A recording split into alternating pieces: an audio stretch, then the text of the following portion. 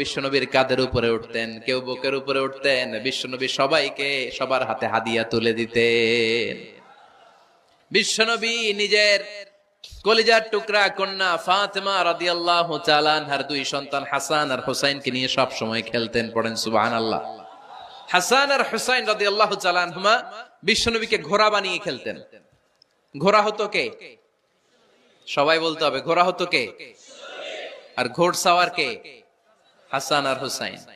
বিশ্বনবীরে ঘোড়া বানায় এরা কান্দে উঠতো। আর বিশ্বনবী বাবরি চুল রাখতেন, ওই বাবরি চুল ধরে এরকম ঘোড়া ঘোড়া খেলতো।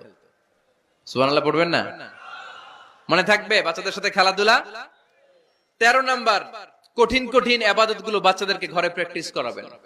যেমন রমাদানের রোজা যদি রাখতে চায় রাখতে দিন। এই যে এপ্রিলে আসতেছে রোজা, অনেকে কে হুজুর পারবে না, ছেলে কয় পারুম, বাবা কয় পারবে না।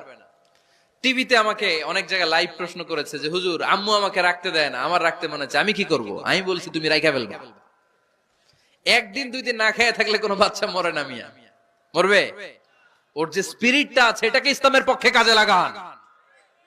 ও রাখতে চায়, আপনি বাদ সাধেন কেন? বাদ সাধবেন না। আমি যখন খুব ছোট আমিও রোজা রাখার জন্য জোর করতাম, খুব জোর করতাম। তো আমার দাদি আমারে শিখাই দিত। আমি যখন স্কুলে যেতাম বলতো যে তোর রোজা রাখা লাগবে না, সারাদিন একটা কাজ করবি, তুই সকাল থেকে দুপুর 12টা পর্যন্ত না খেয়ে থাকলে অর্ধেক রোজা, 12টার দিকে আইসা ইফতারি করবি। তো আমার স্কুল ছুটি হইতো 12টায়, আমি 12টার দিকে আইসা ইফতারি করে ফেলতাম। তো আমার অর্ধেক রোজা হয়েছে। এরপরের দিন আবার 12টার দিকে উনি দাদি বুঝাইতেন যে তোর দুই অর্ধেক মিলে এক রোজা, এই পুরা রমজানে তুই রাখবি 15টা রোজা। এরকম বুদ্ধি আছে না নাই? একেবারে ছোট্ট যারা যারা রাখলে আসলেই ক্ষতি হতে পারে, এদেরকে এইভাবে বুঝাবেন যে অর্ধেক অর্ধেক, দুই অর্ধেক মিলে একটা হবে। এরপরে একটু বড় হলে রাখতে চাইলে রাখার সুযোগ দিবেন। ছোট বাচ্চা, যে বাচ্চার আমল নামায়